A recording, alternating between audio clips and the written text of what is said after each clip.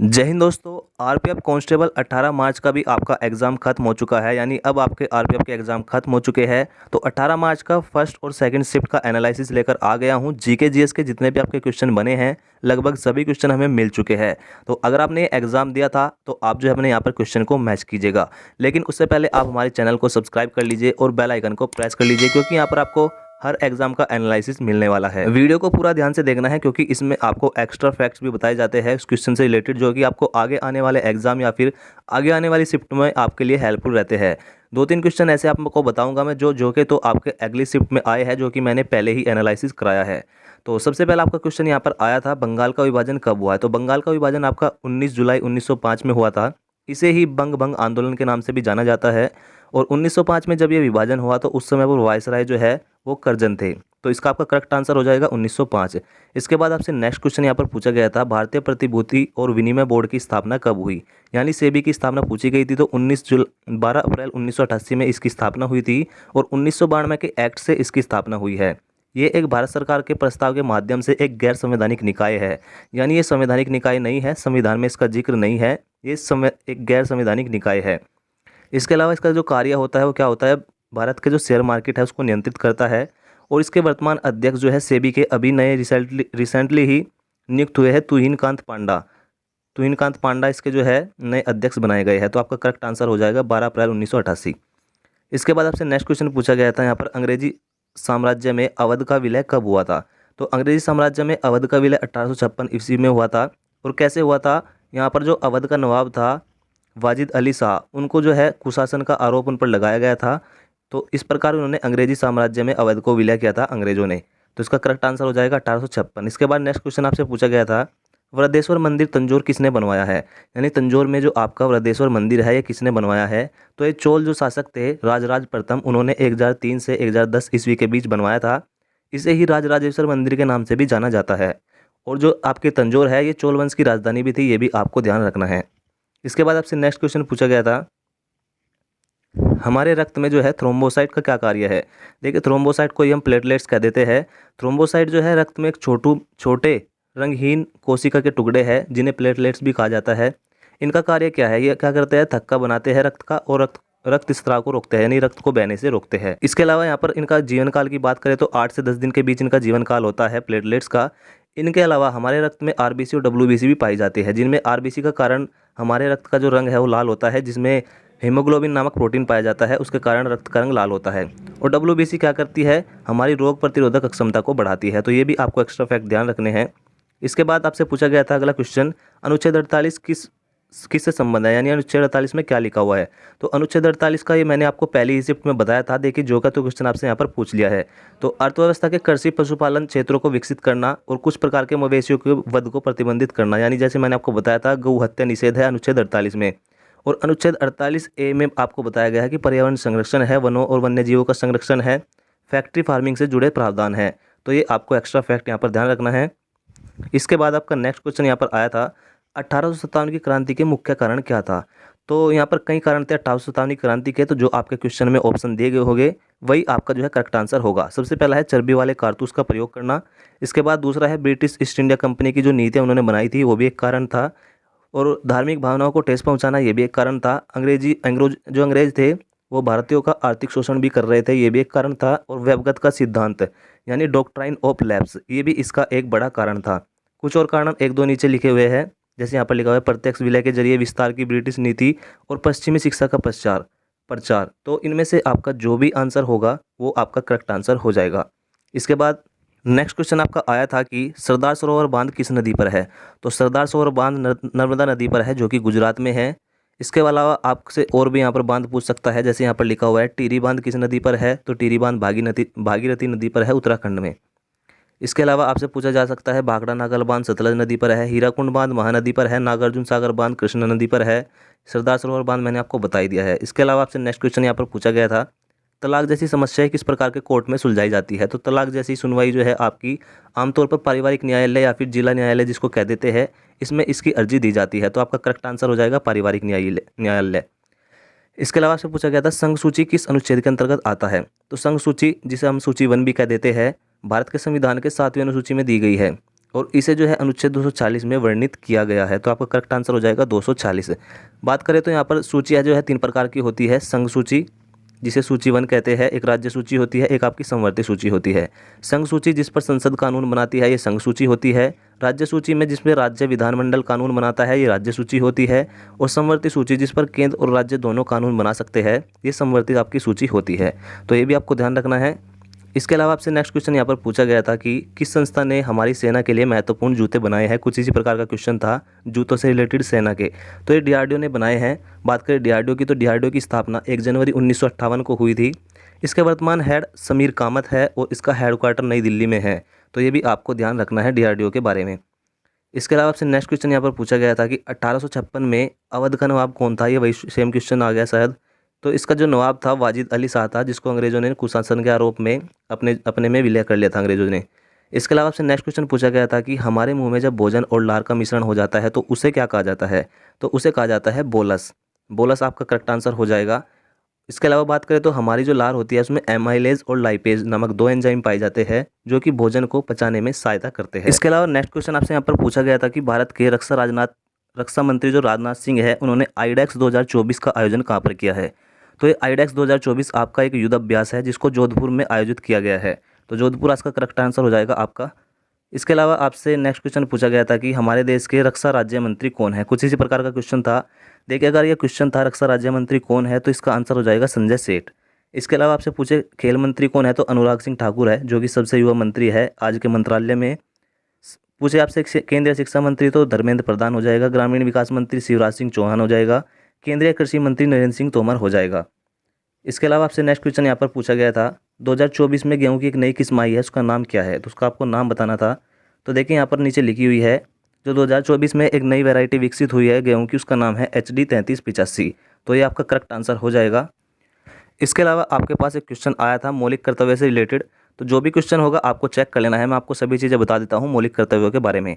तो मौलिक कर्तव्य हमारे संविधान में 42वें संविधान संशोधन सन 1976 द्वारा जोड़े गए थे, जिनको भाग 4A के अनुच्छेद 51A में जोड़ा गया था।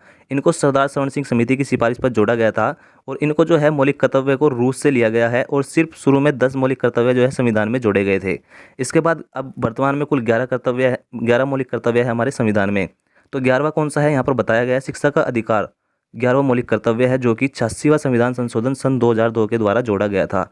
अब वर्तमान में कुल हमारे पास 11 मौलिक कर्तव्य हो चुके हैं भारत के संविधान में। तो इससे अलग तो आपसे कोई क्वेश्चन नहीं पूछा गया होगा मौलिक कर्तव्य से, सभी चीज़ें मैंने आपको बता दी है।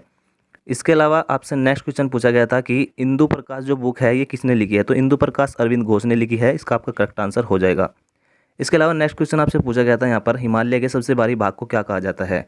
तो देखिए यहाँ पर आपसे हिमालय के 3 भाग होते हैं, एक व्रत हिमालय होता है, एक मध्य हिमालय होता है और एक शिवालिक हिमालय होता है। तो यहाँ पर देखिए सबसे भारी भाग को व्रत हिमालय कहा जाता है। इसके अलावा मध्य हिमालय को, हिमाचल का जो मध्य भाग है उसको मध्य हिमालय कहा जाता है। देखिए कुछ इस प्रकार होती है, एक तो ये श्रेणी हो गई आपकी सबसे व्रत हिमालय, एक ये श्रेणी हो गई आपकी जो है मध्य हिमालय, एक ये हो गई आपकी शिवालिक हिमालय, जो कि शिवालिक हिमालय तो भारत के अंदर ही आ जाता है, भारत के उत्तरी क्षेत्र में। तो ये आपको ध्यान रखना है, तीनों भारत के जो भाग है हिमालय के, इसके आपको तीनों भाग याद रखने हैं।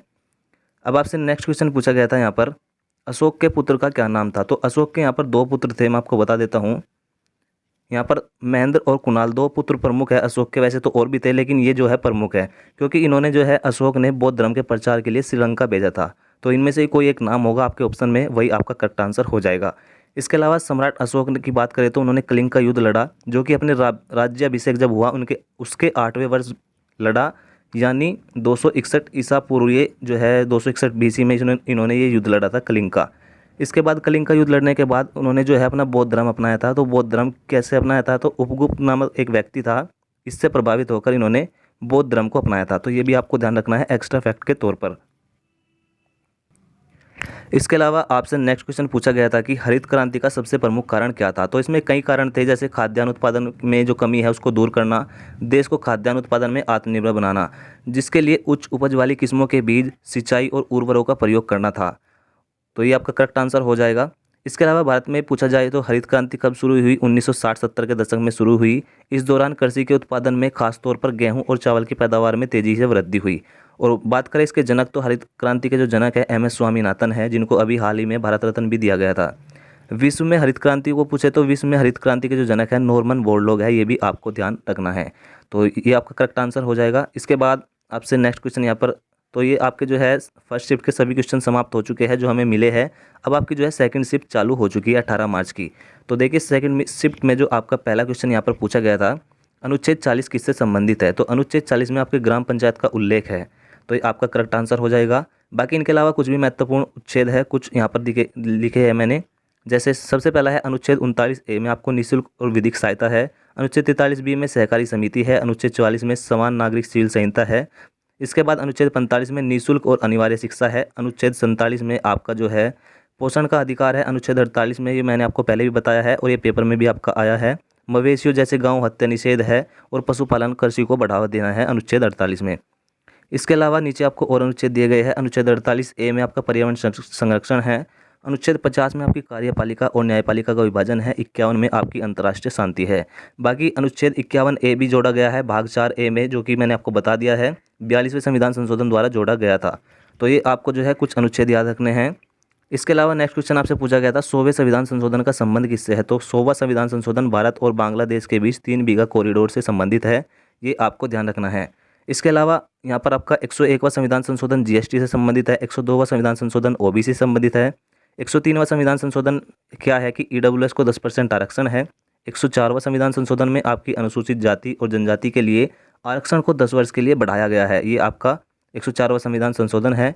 और 104वें संविधान संशोधन में ही एंग्लो इंडियन की भी समाप्ति कर दी गई थी। जो हमारे 2 एंग्लो इंडियन चुने जाते थे उसकी भी समाप्ति 104वें संविधान संशोधन के द्वारा कर दी गई थी। इसके अलावा आपसे पूछा गया है यहाँ पर आपको बताया गया है 105वां संविधान संशोधन, जो कि राज्य में बिजली नहीं है, ये राज्य में पिछड़े जो वर्गों है उसकी पहचान करेगा कि कौन कौन OBC में आएंगे, यानी राज्य पिछड़े वर्गों की पहचान करेगा कौन कौन OBC में आएंगे। ये 105वां संविधान संशोधन है। 106वां संविधान संशोधन जो कि नवीनतम संविधान संशोधन है, नारी शक्ति वंदन अधिनियम, इसके तहत महिलाओं को लोकसभा और राज्य विधानसभाओं में 33% आरक्षण मिलेगा। तो ये जो है आपके कुछ महत्वपूर्ण संविधान संशोधन है, ये भी आपको ध्यान रखने हैं। इसके अलावा आपसे नेक्स्ट क्वेश्चन यहाँ पर पूछा गया था, भारत के वर्तमान में महानियंत्रक और लेखा परीक्षक कौन है? तो गिरीश चंद्र मुर्मू है। और यहाँ पर इनका जो महानियंत्रक और लेखा परीक्षक का अनुच्छेद है वो अनुच्छेद 148 के अंतर्गत इनका जिक्र है, तो ये आपका करेक्ट आंसर हो जाएगा। इसके अलावा पूछा गया था ईस्ट इंडिया कंपनी को पूरी तरह से कब समाप्त किया गया? तो ईस्ट इंडिया कंपनी को 1858 में भारत सरकार अधिनियम के द्वारा समाप्त कर दिया गया और इसके बाद जो है इसकी शक्ति जो है ब्रिटिश क्राउन के हाथ में चली गई थी, ये आपको ध्यान रखना है।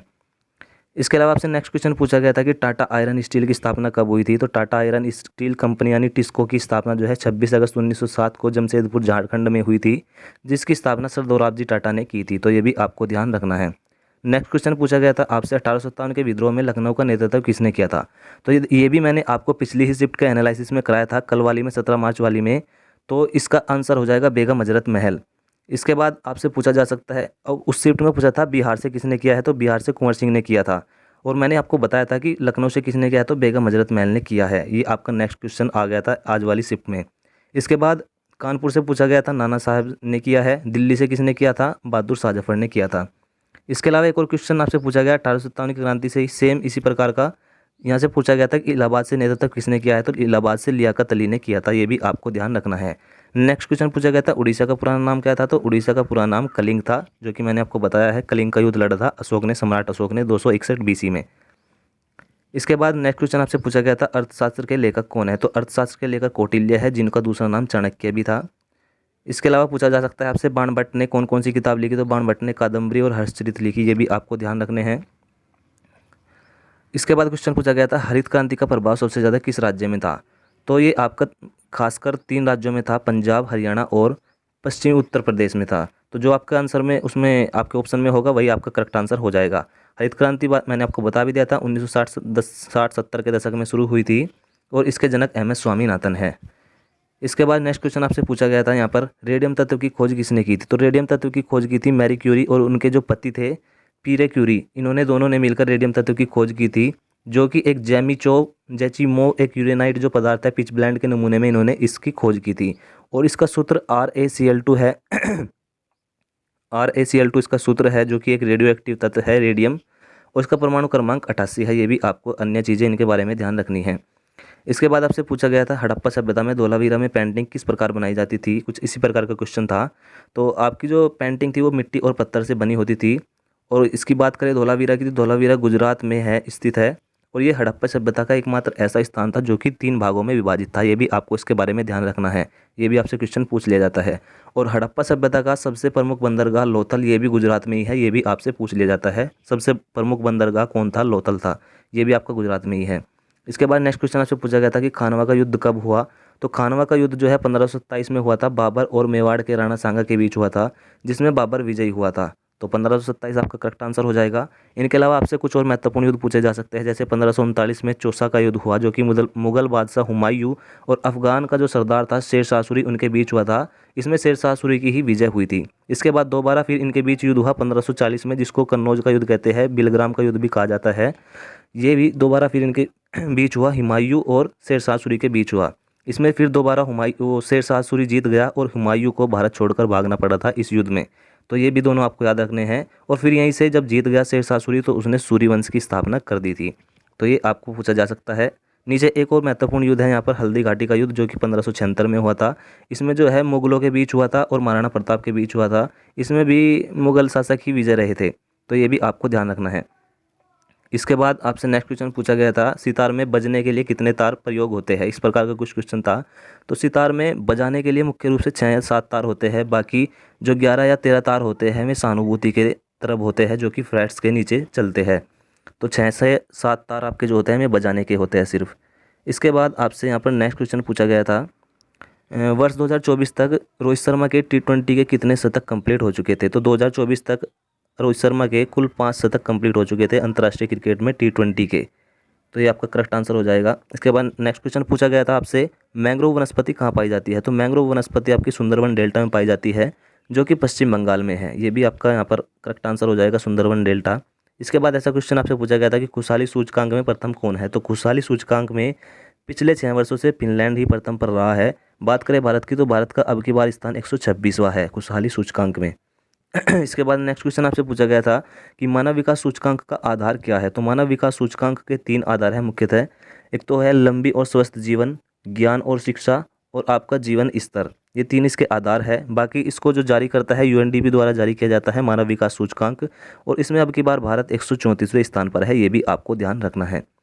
तो ये आपका करेक्ट आंसर हो जाएगा। इसके बाद नेक्स्ट क्वेश्चन आपसे पूछा गया था यहाँ पर, शहनाई में कितने छेद होते हैं। तो शहनाई में 6 से 9 छेद होते हैं, जिन्हें उंगलियों से खोलकर और बंद करके अलग अलग धुनें बजाई जाती है। तो आपका करेक्ट आंसर हो जाएगा 6 से 9 छेद। नेक्स्ट क्वेश्चन आपसे पूछा गया था, ऐसा कौन सा राज्य है जहाँ पर 1997 में राष्ट्रपति शासन को अस्वीकार किया गया था। तो ये आपका बिहार राज्य हो जाएगा। यहाँ पर 1997 में राष्ट्रपति शासन लगने वाला था, लेकिन इसको अस्वीकार किया गया था। इसके बाद नेक्स्ट क्वेश्चन आपसे पूछा गया था कि राष्ट्रीय राजमार्ग 47 की लंबाई क्या है, यानी NH 47 की आपसे यहाँ पर लंबाई पूछी गई थी। तो 1006 किलोमीटर इसकी लंबाई हो जाएगी। इसके बाद नेक्स्ट क्वेश्चन आपसे पूछा गया था कि भारत की आज़ादी के समय कितने प्रतिशत आबादी कृषि पर निर्भर थी, यानी खेती पर निर्भर थी। तो लगभग 75% आबादी जो है आपकी कृषि पर निर्भर थी आज़ादी के समय। इसके बाद नेक्स्ट क्वेश्चन आपसे पूछा गया था, मालाबार अभ्यास के बारे में पूछा गया था। कुछ ऐसा ही क्वेश्चन था कि किस प्रकार का अभ्यास है, या फिर ऐसा पूछा गया हो किस किस के बीच होता है। तो देखिए मैं आपको बता देता हूँ, मालाबार अभ्यास एक नौसैनिक अभ्यास है जो कि क्वेड देशों के बीच होता है। अब क्वेड क्या है? क्वेड एक संगठन है जिसमें 4 देश है, भारत, ऑस्ट्रेलिया, जापान और USA। इन चारों देशों के बीच ये अभ्यास होता है। और क्वेड जो देश हैं इनकी एक बैठक भी होती है हर साल। तो 2024 की बैठक आपको याद रखनी है, USA विल्मिंगटन में हुई थी। USA के शहर विल्मिंगटन में इनकी बैठक हुई थी। तो ये आपको जो है ध्यान रखना है। इसके बाद नेक्स्ट क्वेश्चन आपसे पूछा गया था कि भारत का आदित्य L1 मिसाइल कब सफलतापूर्वक लॉन्च हो गया था। तो आदित्य L1 मिसाइल इसरो ने लॉन्च किया था 2 सितंबर 2023 को, और ये 6 जनवरी 2024 को अपने लैग्रांज पॉइंट 1 पर पहुंच गया था। तो ये आपको ध्यान रखना है। और ये सूर्य के लिए मिशन था, ये भी आपको ध्यान रखना है, सूर्य के लिए ये मिशन भेजा गया था।